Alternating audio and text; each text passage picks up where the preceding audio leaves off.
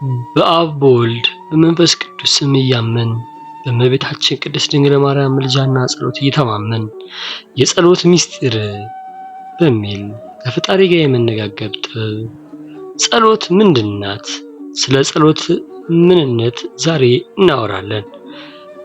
እንዴትስ ጸሎት እናድርግ? የጸሎት ሰዓታቶች መቼ ናቸው? ጸሎት የት ይደረጋል? ጸሎት ስናደርግ ምን አይነት ቃል እንጠቀም?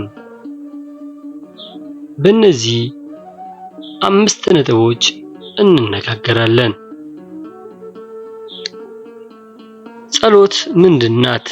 ጸሎት ማለት በቃል ብቻ የሚነገር ድምጽ ሳይሆን ሰው ከልዑል እግዚአብሔር ጋር የሚያደርገው ንግግር ናት። ልብን ወደ እግዚአብሔር ከፍ የሚያደርጉባት መውጫ መሰላል ናት። ባለፈው ስህተታችን ይቅርታ የምንጠይቅባት፣ ለሚመጣው ሕይወታችን ደግሞ ረድኤትን የምንለምንባት መንገድ ናት። ጸሎት እንዴት ይደረጋል? ጸሎታችን ተሰሚነት እንዲኖረው እነዚህን ሥርዓቶች እንድንፈጽም ፍትሐ ነገሥት ያዘናል። መቆም። በጸሎት ጊዜ በትሕትና ፊት ለፊት መቆም ይገባል። ዳዊት በሰላም ፊት እቆማለሁ እንዳለ። መታጠቅ።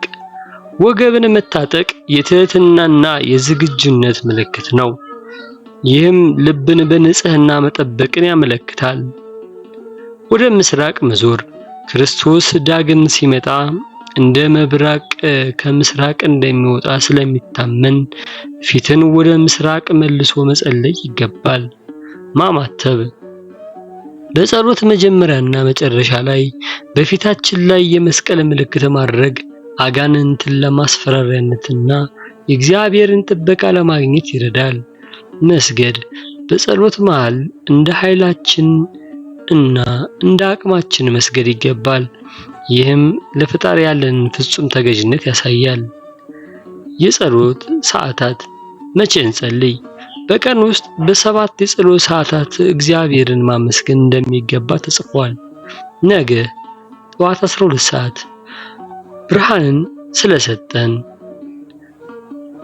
3 ሰዓት ሔዋን የተፈጠረችበትና መንፈስ ቅዱስ ለሐዋርያት የወረደበት ሰዓት ስለሆነ። 6 ሰዓት ክርስቶስ ስለኛ በመስቀል ላይ የተሰቀለበት ሰዓት ስለሆነ። 9 ሰዓት ክርስቶስ ነፍሱን ከስጋው የለየበትና ምድር የታወከችበት ሰዓት ስለሆነ። 11 ሰዓት ቀኑን በሰላም ስላስፈጸመን ንዋይ ከምኝታ በፊት ሌሊቱን በሰላም እንዲያሰልጠን። መንፈቀ ሌሊት ጌታ በሌሊት እንዲመጣ ስለሚታሰብ ነቅቶ ለመጠበቅ። ጸሎት የት ይደረጋል? ቤተክርስቲያን። ወደ ቤተክርስቲያን ሄዶ መጸለይ ትልቅ በረከት አለው። ቤተክርስቲያን መሄድ ካልተቻለ ግን ባለህበት ቦታ ሆነ መጸለይ ትችላለህ። በቤትህ ውስጥ ለጸሎት የተለየ ቦታ በማዘጋጀት ጸሎትን ማድረስ ትችላለህ። ጸሎት ስናደርግ ምን አይነት ቃል እንጠቀም? አቡነ ዘበሰማያት ጌታ ያስተማረን ጸሎት በመሆኑ ሁልጊዜ ልንደግመው ይገባል። ውዳሴ ማርያም የእመቤታችንን ምስጋና ማድረስ በረከትን ይሰጣል። የዳዊት መዝሙር ሐዋርያት እንድንጸልይባቸው ካዘዙን ጸሎቶች አንዱ ነው። ጸሎት ከእግዚአብሔር ጋር የምንገናኝበት ስልክ ነው። ስልኩ እንዲሰራ ግን ስርዓቱን ጠብቀን በንጹህ ልብና በትህትና መጸለይ ይኖርብናል። ጸሎት የሌለው ሕይወት እንደማይጠፋ መብራት ነው። ስለዚህ ሳናቋርጥ እንጸልይ። ከነዚህ ከ7ቱ ጸሎት ሰዓታት ውስጥ ዘውትር የምታደርሱት የትኛው ነው? በኮመንት አጋሩን።